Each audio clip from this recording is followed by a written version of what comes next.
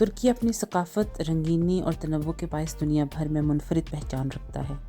یہ وہ سرزمین ہے جہاں مشرق اور مغرب کا سنگم ہوتا ہے، جہاں روایات قدیم عثمانی دور کی جھلک دکھاتی ہیں اور جدید یورپی رنگ میں ڈھل کر نمایاں ہوتی ہیں۔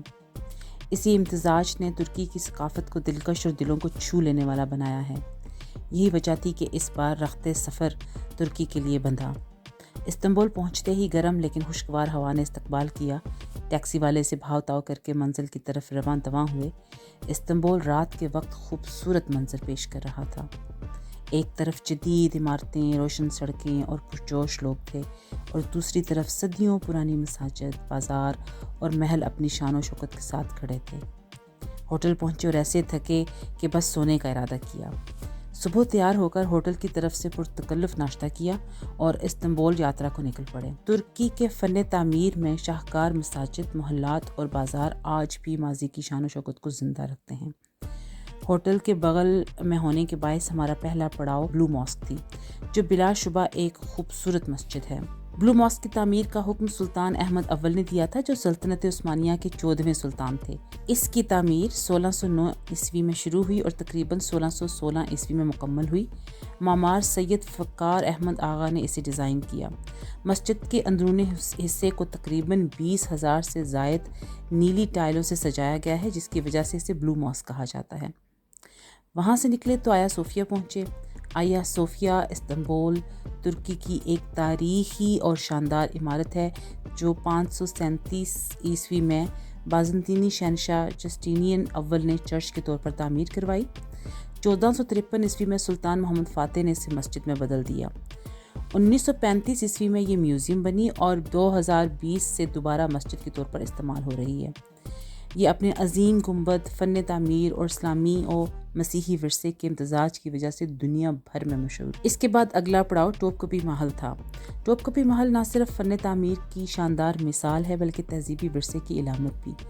محل دراصل ایک شاہکار ہے جس میں اسلامی فن تعمیر، ترک ثقافت اور مشرقی نزاکت کا حسین امتزاج نظر آتا ہے۔ اس کے وسیع صحن، بلند دروازے، خوشنما باغات اور سنگ مرمر سے مزین حال دیکھنے والے کو ماضی کے سنہری دور میں لے جاتے ہیں۔ یہاں ہر گوشہ تاریخ کی داستان سناتا ہے۔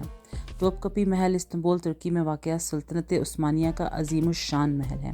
یہ 1460 عیسوی میں سلطان محمد فاتح نے قسطنطنیہ کی فتح کے بعد تعمیر کروایا۔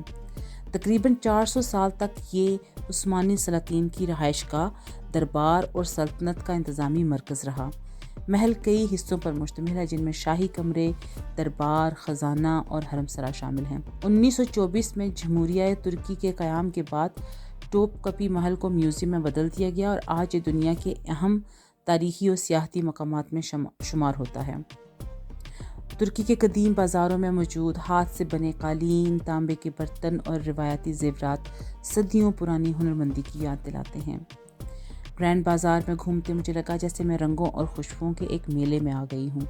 ہاتھ سے بنے قالینوں کی نرم چھاپ، گرمی میں چمکتے ہوئے خوبصورت برتن اور مسالوں کی خوشبو ہر کان کو منفرد بنا رہی تھی۔ وہاں کے دکانداروں کی خوش اخلاقی اور مہمان نوازی نے مجھے خاص طور پر متاثر کیا۔ کھانوں کے ذائقے بھی ترکی کی ثقافت کا اہم حصہ ہیں۔ ترکی کی چائے، قہوہ، کباب، بکلاوا اور دیگر میٹھے پکوان نہ صرف ترک عوام بلکہ دنیا بھر کے لوگوں کو اپنی جانب کھینچتے ہیں۔ ترک چائے کے چھوٹے شیشے کے پیالے سے اٹھتی بھاپ اور بکلاوا کی مٹھاس ابھی بھی میری یادوں میں زندہ ہے۔ مجھے محسوس ہوا کہ ترک کھانے صرف ذائقہ نہیں بلکہ ایک جذبہ ہیں جو دلوں کو قریب لے آتے ہیں۔ ترک مہمان نوازی دنیا بھر میں مشہور ہے، جہاں مہمان کو اللہ کی رحمت سمجھ کر خوش دلی سے پیش آیا جاتا ہے، اور یہ مہمان نوازی ترک ریسٹورانٹس میں جا بجا نظر آئی۔ ترکی کے رقص اور موسیقی بھی اس کی ثقافت کا حسین رنگ ہے۔ کروز ٹرپ جو ہم نے باسفورس کو دیکھنے کے لیے بک کیا، اس نے نہ صرف روایتی موسیقی سے لطف اندوز ہونے کا موقع فراہم کیا بلکہ رات کی روشنی میں استنبول کا مسحور کن منظر پیش کیا۔ اگلے دن ہم باسیلیکا سسٹرن استنبول، جو ترکی میں زمین کے نیچے واقع قدیم پانی کا ذخیرہ ہے، دیکھنے کے لیے گئے۔ اسے بازنطینی شہنشاہ جسٹینین اول نے 532 عیسوی میں تعمیر کروایا تاکہ شاہی محل اور قسطنطنیہ کے دیگر اہم حصوں کو پانی فراہم کیا جا سکے۔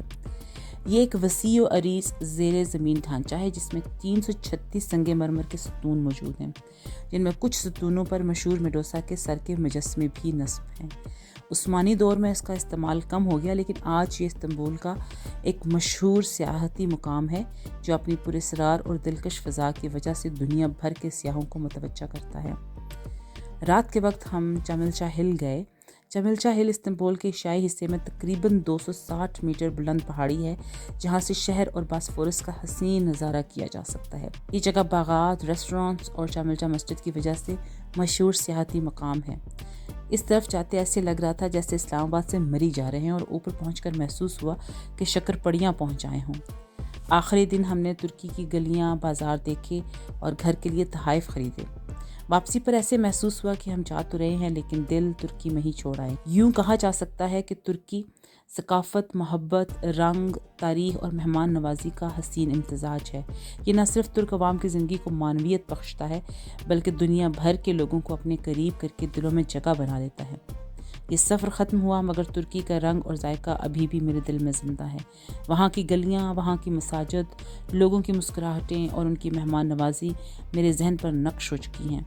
मुझे यूँ लगा जैसे तुर्की सिर्फ़ एक मुल्क नहीं बल्कि एक ज़िंदा दास्तान है जो हर आने वाले को अपने अंदर समो लेती है।